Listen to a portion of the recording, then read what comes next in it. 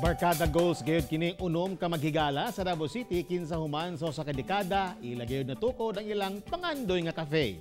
Ato silang ilailahon pinaagi ning report. Nanimpalad isip mga chef sa cruise ship si Albert ug Francis. Samtang accountant receptionist ug logistics manager gawasab sa nasud kining si LV ug Divine. Si Jeffrey ug Richmond nga nabilin dinhi sa Davao City nahimong store managers. Silang tanan nagmalampuson human migraduar sa kursong HRM pipila na katuig ang milabay. Apan tungod og bisan sa pandemya, nakahigayon gihapon sila nga mahimong tinuod ang dugay na nilang pangandoy nga cafe. Kani nagsugod yun siya sa friendship, love nga para gyud makakuha namo ni matukod ni nga business.